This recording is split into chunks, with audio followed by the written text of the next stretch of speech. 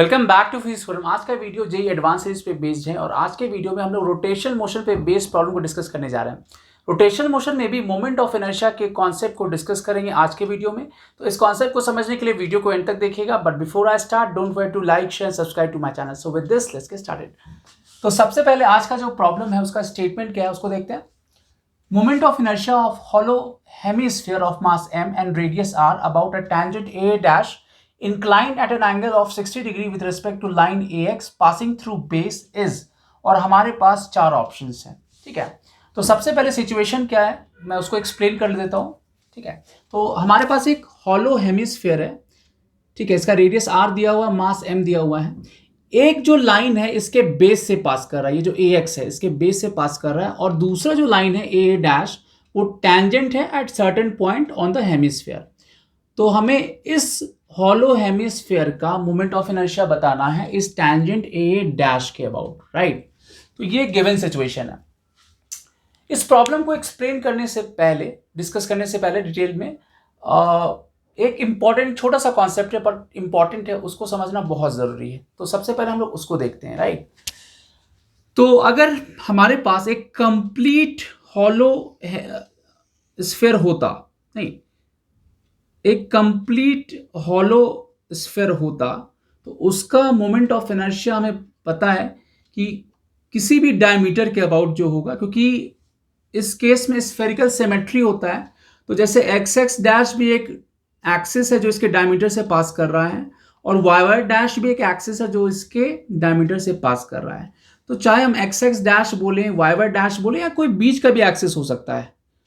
ठीक है, तो किसी भी एक्सिस के अबाउट, या कोई अगर मिडवे भी कोई एक्सिस हो जो डायमीटर से पास कर रहा हो, सबके अबाउट जो मोमेंट ऑफ इनर्शिया होगा, सो वेदर वी से आई एक्स एक्स डैश या और आई वाई वाई डैश, ये सारा 2/3 mr² होगा। अगर इसका मास m है, कैपिटल M है, और रेडियस r है, राइट। अब यहां पर अगर इस आधे स्फीयर को अगर हम हटा दें, राइट, तो क्या होगा मोमेंट ऑफ इनर्शिया।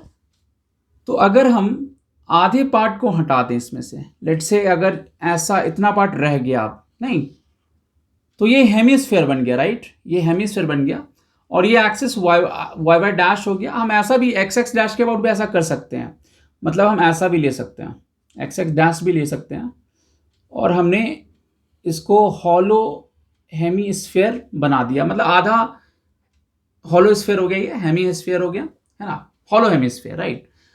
तो चाहे एक्स एक्स डैश ले या वाई वाई डैश ले, अब क्या हुआ कि इस मास के हटने की वजह से, इतना मास जो हमने हटा दिया यहां से, चाहे यहां पे हटा दिया, इससे इस वाई वाई डैश के अबाउट इसका जो मास का डिस्ट्रीब्यूशन है वो चेंज नहीं हुआ, राइट।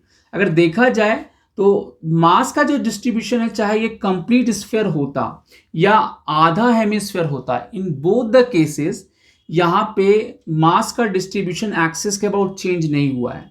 तो हम लोग कह सकते हैं कि यहां पर ऑब्वियसली अगर ये कंप्लीट मास m है तो ये मास m/2 हो जाएगा। ठीक है, तो चाहे हम एक्स एक्स डैश बोलें या वाई वाई डैश बोलें, इस हॉलो हेमिस्फीयर का मोमेंट ऑफ इनर्शिया जो होगा वो हो जाएगा 2/3, और यहां पर हो जाएगा m/2, क्योंकि मास भी तो आधा हो गया ना, इंटू r²। और इस m/2 को हम लेट से स्मॉल m कह देते हैं, सो 2/3 mr²। ठीक है, तो इसका भी जो मोमेंट ऑफ इनर्शिया होगा 2/3 mr² होगा। ठीक है, अब इस कॉन्सेप्ट की जरूरत हमें पड़ेगी इस प्रॉब्लम को सॉल्व करने में। ठीक है, और अब हम लोग आते हैं वापस अपने प्रॉब्लम पे। ठीक है, तो ये कॉन्सेप्ट हमें ध्यान रखना है, राइट। तो चाहे कंप्लीट हॉलो स्फीयर हो या हेमी हॉलो स्फीयर हो, दोनों ही केस में मोमेंट ऑफ इनर्शिया जो होगा वो 2/3 mr² होगा, राइट। अब इस प्रॉब्लम पे आते हैं। अब यहां पर ऑब्वियसली हमें जो मोमेंट ऑफ इनर्शिया चाहिए इस टैंजेंट के अबाउट चाहिए, ए डैश के अबाउट चाहिए, जो इस पॉइंट पी को टच करते हुए यहां से पास कर रहा है। अब एक बात तो क्लियर है कि हमें पैरेलल एक्सिस थ्योरम यूज करना पड़ेगा, right. But parallel axis theorem का जो स्टेटमेंट है वो क्या है कि आई जो होता है वो होता है ICM + MD²। यहां पर ये सारा पॉइंट क्लियर होना चाहिए। यहां पर ये जो मोमेंट ऑफ इनर्शिया होता है ये सेंट्रोइडल एक्सिस के अबाउट होता है, मतलब वो एक्सिस जो सेंटर ऑफ मास से पास कर रहा हो या सेंटर ऑफ ग्रेविटी से पास कर रहा हो उसके अबाउट का मोमेंट ऑफ इनर्शिया होता है।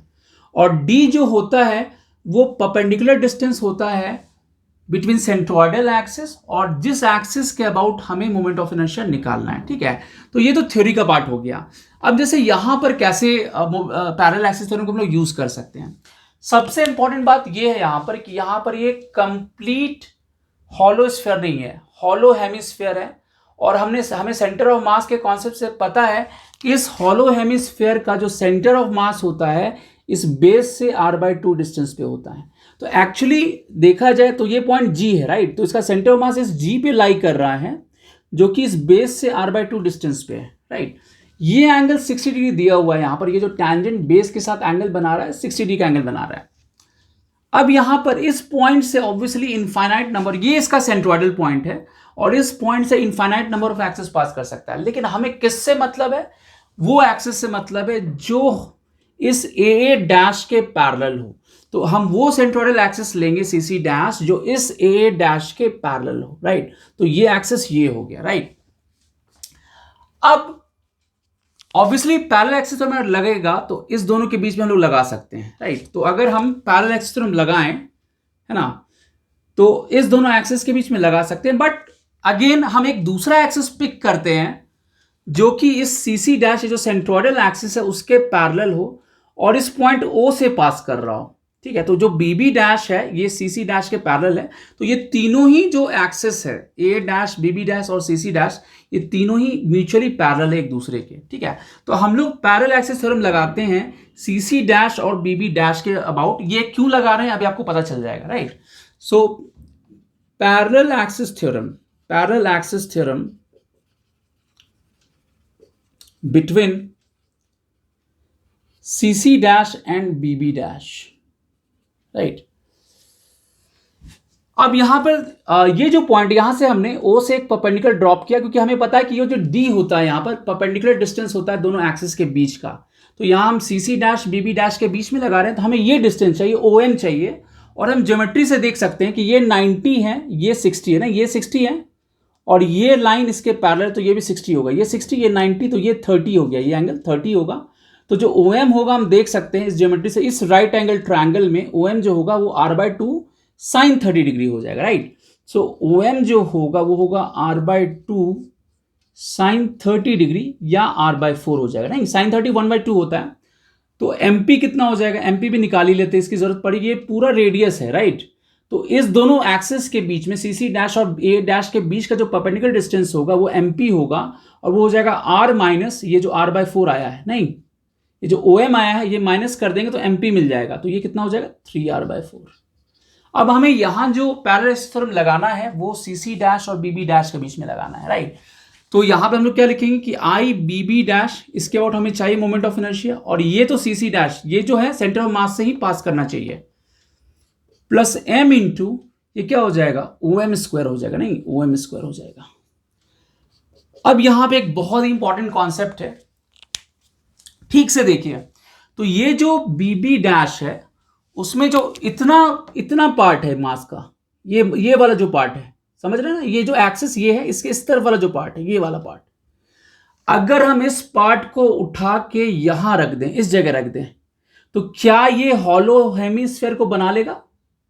हॉलो हेमिस्फीयर बन जाएगा ना। अगर इस एरिया को, ये जो एरिया आ रहा है इसको हम उठा के यहां पे रख दें तो इस एक्सिस के अबाउट जो मास का डिस्ट्रीब्यूशन है वो चेंज नहीं हो रहा है। मतलब इस सिचुएशन में जो मोमेंट ऑफ इनर्शिया होगा इस हॉलो हेमिस्फीयर का BB डैश के अबाउट, या अगर हम इसको उठा के यहां रख दें तब जो मोमेंट ऑफ इनर्शिया होगा दोनों सेम होगा। ठीक है, ये कैसा हो जाएगा, इसको उठा के यहां पे रख दिया जाए तो कुछ ऐसा बन जाएगा, नहीं ऐसा बन जाएगा हॉलो हेमिस्फीयर, देखा जाए ठीक से तो BB डैश के अबाउट ऐसा बन जाएगा, नहीं तो ये हॉलो हेमिस्फीयर ऐसा बन जाएगा।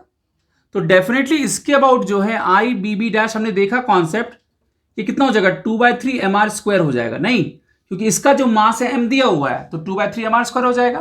तो इस पार्ट को सिंपली यहां पुट कर देना है तो इससे अगेन मेरा हॉलो हेमिस्फीयर बन जाएगा और इस एक्सिस के अबाउट जो मोमेंट ऑफ इनर्शिया होगा 2/3 mr स्क्वायर होगा।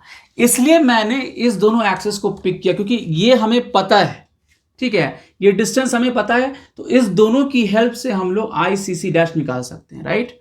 सो आई सी सी डैश ये हो जाएगा I B B dash minus M into O M का होल स्क्वायर।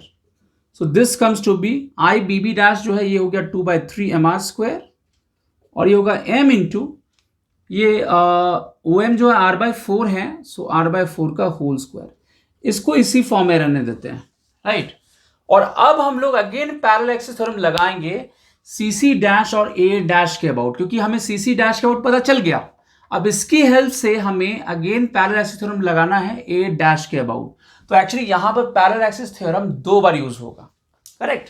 तो हम लोग अगेन यूज करते हैं, तो यहां पर हम लोग यूज करेंगे अब ये C C dash and A dash के अबाउट, क्योंकि फाइनली हमें ए डैश के अबाउट निकालना है, ठीक है। तो यहां पर अब क्या हो जाएगा, इस जगह तो लिखेंगे, अब ये वैल्यू हमें ध्यान रखना है, ये जो सी सी डैश का वैल्यू है, तो अब जो हम लोग लिखेंगे ये होगा I A dash is equal to I C C dash plus M into M P का होल स्क्वायर।